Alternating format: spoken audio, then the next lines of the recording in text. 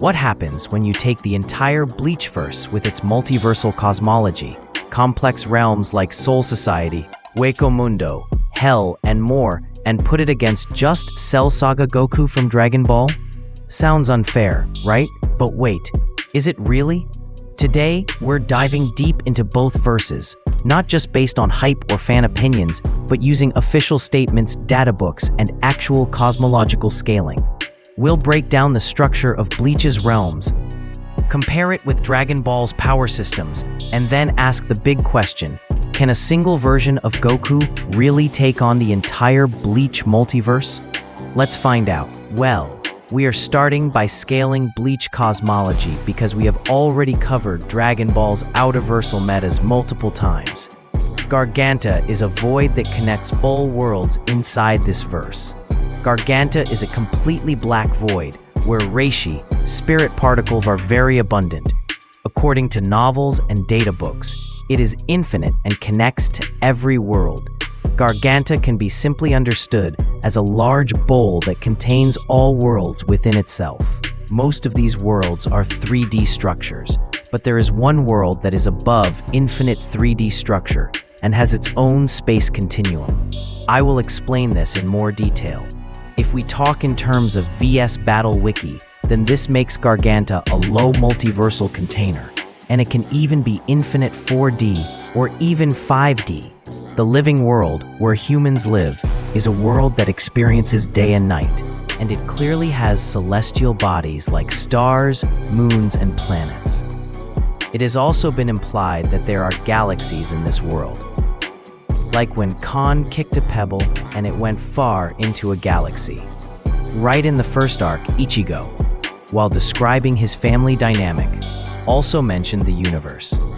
So from the beginning, universe-level terminology has been used in the story, which indirectly gives the living world a universal scope. And I also want to highlight that our main character was not speaking randomly. He actually knew what he was saying because he had studied astrology, which is directly related to the universe and its celestial systems. So Ichigo's reference to the universe was not just emotional or metaphorical. He had the knowledge behind it too.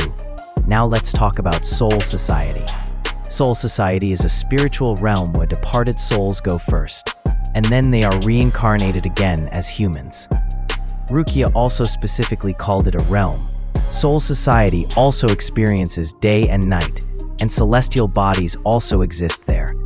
Another important point is that the outer space of Soul Society is different from the outer space of the living world, and the databook Unmasked clearly states that Soul Society is a parallel realm to the living world. This means it is equal in scale to the living world, which means universal level. But the most important thing is that inside Soul Society, there is a place called Mukin, and it is called Infinite Space, which is completely sealed off from Soul Society. Even the anime has confirmed this. According to VS Battle Wiki standards, if a place is infinite 3D space, then it qualifies as high universal level, so Mukin becomes a structure of this level. Dangai is a corridor-like dimension that connects Soul Society and the living world. It is completely separate from space and time, and in it, multiple layers of time current are stacked. In this place, the flow of time is extremely dense, approximately 2,000 times more. Meaning if 1 hour passes in the living world, then 2,000 hours pass in the Dangai in that same duration. This proves that Dangai has its own independent space-time continuum. This has been supported by Mayuri and Ishin, and Kiski Urahara has clearly called it a hyperspace. But it is important to remember that just calling it hyperspace does not prove extra-spatial axis. For that, proper context and explanation are necessary. There is also a powerful entity in Dangai called Cleaner or Kodotsu. It regulates time and space. Whoever gets trapped in it, it can send them to different time periods or trap them in layers of time. All these points together make Dangai a unique higher dimensional space-time realm. As it is implied, it is a place where sinners are sent, and captains who have high spiritual energy are also sent to hell. 5 layers of hell have been shown. promotional materials have explained it as a multiverse. Based on the multi-world theory, we will get more info in the Hell arc. Hell has guardians who watch the sinners. Anyone can die in Hell, but if you die there, you are revived again in Hell.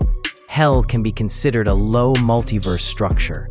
If we talk about the Valley of Screams, then it is a dimension found between the living world and Soul Society. It originated from the Dangai. Lost souls called planks live there. This is a dimension that has been called capable of storing infinite souls. Now, talking about Hueco Mundo. This is the realm of hungry spirits called Hollows, with its endless night sky. It contains a moon and has been stated in novels and guides to be an endless realm of sand. If we talk about the Soul King's place, that is where the Royal Guards and Soul King Reo reside. Beast Realm. Komamura's people reside in the Beast Realm. We don't know much about it. Conclusion.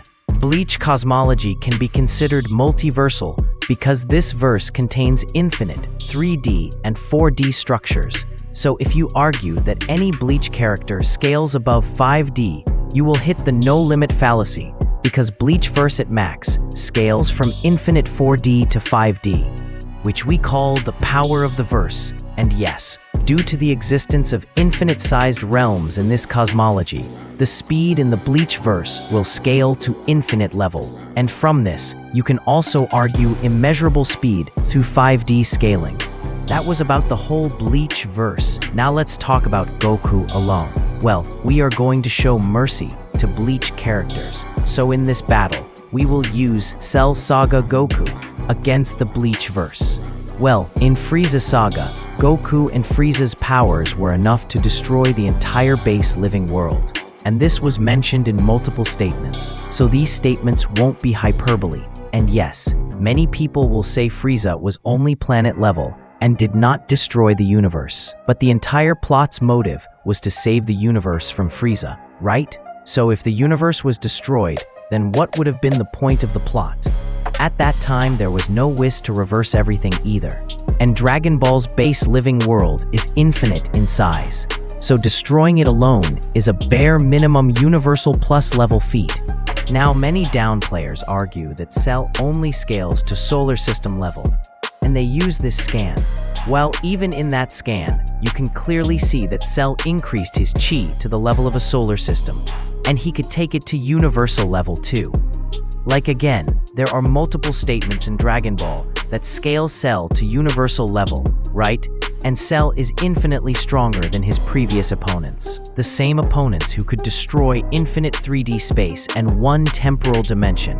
And Cell has bottomless power, right? So this single statement alone scales Cell to bare minimum 5D level. For example, to contain an infinite 3D thing, you need something that is at least 4D, because a lower 3D thing is already infinite in size. Well, that was low ball scaling. Now let's talk about mid ball scaling. Akira Toriyama already said that in later sagas, the power of Super Saiyan cannot be mathematically measured, and as far as I know, he was talking about mastered Super Saiyan here. And this same thing, Akira Toriyama also said in an interview, that after the Frieza fight, Goku's transformation power could not be mathematically or numerically measured. And then in the manga, Chi was also called immeasurable, right? So from all these statements, Cell Saga Goku will scale beyond mathematics. And scaling beyond mathematics scales to low Outerversal level.